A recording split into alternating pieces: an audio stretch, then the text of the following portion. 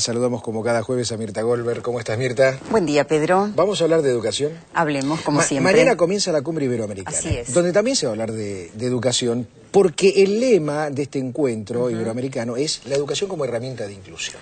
Exactamente, porque bueno, justamente quienes no tienen una educación y la educación que hoy es necesaria para estos tiempos, quedan excluidos de los bienes culturales, del acceso a la cultura en su conjunto, pero básicamente también del mundo del trabajo que hoy requiere un desempeño tan completo y tan complejo. Y vos sabés que esta es una semana importante para nosotros, porque la presidenta Cristina Fernández inauguró en San Juan la Escuela 1000, sobre un plan, de 1.700 escuelas, que arrancó con el gobierno de Néstor Kirchner. En ese momento se construyeron 700, mientras era ministro de Educación Daniel Filmus. Se inauguró la escuela número 1000.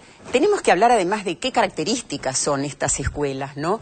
Es una escuela, esta y todas, que tiene laboratorio de ciencias, de informática, taller de tecnología, y además son escuelas que no se hacen, fíjate qué interesante, hace unos días hablábamos sobre dónde hay universidades públicas y universidades privadas.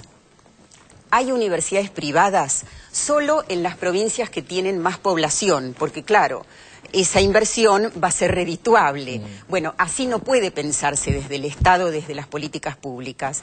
Esta escuela en San Juan no está en la capital, está en el interior del interior, en un lugar que se llama Campo Afuera. Bueno, creo que es importante pensar, ¿por qué este gobierno hace este plan de 1.700 escuelas que va a terminar en el 2012? ¿Por qué se necesitan? Se hizo el censo. Sabemos que hay un aumento de población, sabemos que hay en consecuencia un aumento de la población escolar. Aumentó la matrícula por la asignación universal por hijo, que hoy se extiende además a los trabajadores temporarios. Pero por otra parte tenemos que tener en cuenta que la Ley Nacional de Educación plantea la universalización del nivel inicial y la obligatoriedad de la escuela secundaria. Entonces hay que crear las condiciones sociales para que esto se pueda cumplir. Vos fíjate, durante el gobierno de Menem se construyeron 7 escuelas. ¿Cuántas? 7. Alcanzan las manos. Durante el gobierno de la Rúa no se construyó ninguna.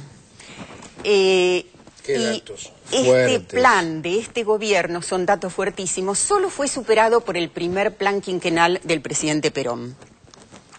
Hay una cosa que es interesante tener en cuenta, que esto tiene que ver con el aumento del presupuesto educativo, que en el 2003, cuando arrancó el gobierno de Kirchner, era de 14.000 millones y medio y hoy es de 89.900. Entonces, bueno, por supuesto algo tiene que ver con la inflación, pero de todas maneras se ha superado ampliamente. Tenemos que tener en cuenta que un hecho sí importante es que la ciudad de Buenos Aires, la capital, solo construyó 4 escuelas. ¿Y esto por qué? Digamos, ¿quién es responsable? ¿Cómo es la mecánica para la distribución de estas 1.700 escuelas? Cada provincia o cada jurisdicción tiene que elevar al ministerio su pedido, digamos, su necesidad, justificarla, dónde necesitan una escuela, por qué población hay, de qué características, y a partir de ahí el Ministerio autoriza y junto con el Ministerio de Planificación se ejecuta la obra y por supuesto se dan las partidas.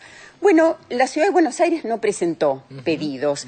Y vos fíjate qué contradicción, cuántas veces hemos hablado de la falta de vacantes, por ejemplo, en la zona sur de la Ciudad de Buenos Aires, puntualmente para el nivel inicial. O sea, tenemos que pensar qué está pasando en la Ciudad de Buenos Aires. Imagínate que Tucumán inauguró en este periodo 123 escuelas, Córdoba 65 escuelas y la capital solo 4. O sea, ¿cuánto interesa la escuela pública? ¿Cuánto le interesa al gobierno de Macri? Los alumnos que van a la escuela pública, hoy tenemos que decir que hay 1.000 alumnos, por ejemplo, que no están recibiendo las becas.